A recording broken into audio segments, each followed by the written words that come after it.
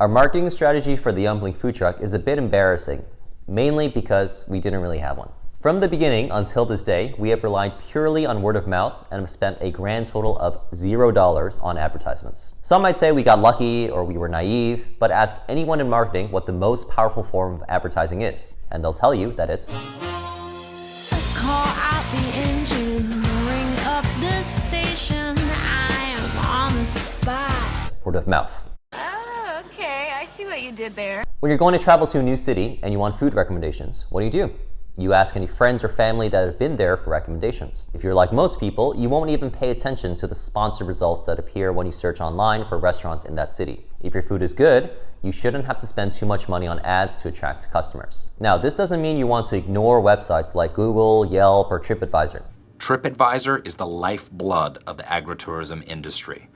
A couple of bad reviews there, you may as well close up shop. In fact, one of the first things to do after your truck is ready for business is to register your business on all 3 platforms. You can create a profile as the business owner and edit the business information by posting your hours of operation, your locations, and so on. Then ask 1 or 2 friends or family members every day to post a positive review on each site that you made a profile for. Yelp is a bit tricky because they often flag posts that seem suspicious, so be prepared for some rejected posts. Next, set up an Instagram account for your business and be sure to include your hours of operation and locations in the profile. There are tons of resources online for how to leverage Instagram for your business, so I'll only cover the basics here. Besides, unless you have very pretty, eye-catching Instagrammable food like rainbow bagels, the cronut, or avocado toast, you won't really gain much traction in the beginning anyway. Once your IG is set up, find a good photographer. If you can't afford a professional, ask a friend to do it in exchange for some food. You want pictures of your food, your truck, and yourself. After your business launches, make sure to have a regular stream of new posts, at least once a week,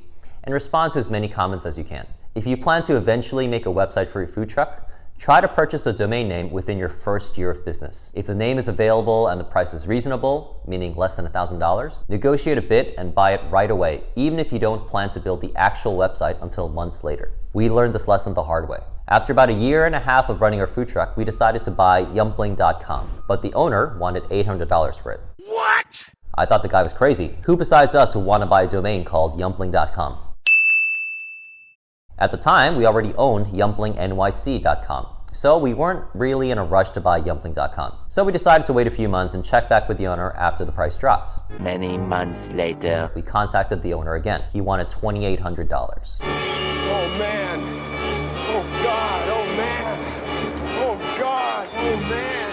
Oh God. Oh man. In hindsight, we were really dumb. We didn't realize that as our popularity grew, more and more people would search for Yumpling. And every time that happened, the owner of Yumpling.com knew that the site was becoming more and more valuable. After a few days of haggling, we eventually, and very reluctantly, forked over $2,500. A website isn't absolutely necessary.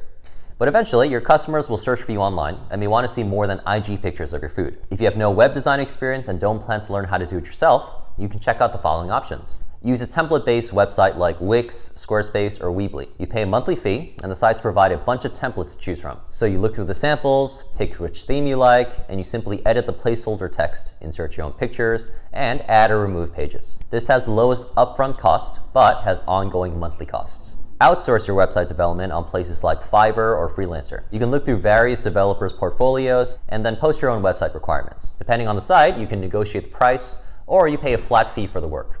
Expect to go through a few drafts before the final product is ready. A basic website will run you around $300 to $500. Try to keep the website simple. You want to inform your customers of your hours of operation and locations, and you want to showcase some of your food. You may want to integrate your Instagram feed onto your website, so whenever you post a new photo on Instagram, it automatically shows up on your website as well. If you're using a web developer, ask them to utilize SEO or search engine optimization features, like optimizing file sizes of photos and adding proper tags. Finally, nearly half of all the traffic to food websites is from smartphones, so make sure your website is optimized for mobile viewing.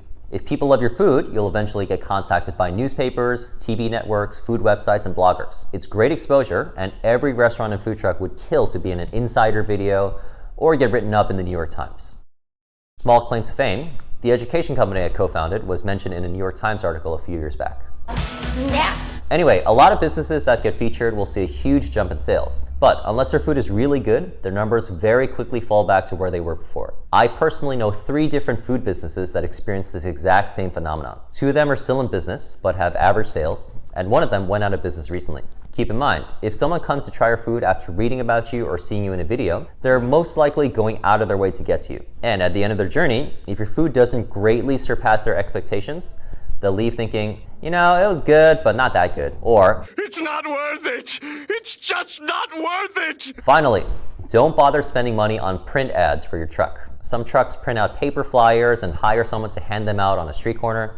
Other trucks may take out a small ad in a local newspaper. You may attract a small handful of new customers, but that extra revenue won't even come close to covering your advertising costs. People will often travel a bit to try out a new restaurant or bar, but they will rarely ever travel to check out a new food truck.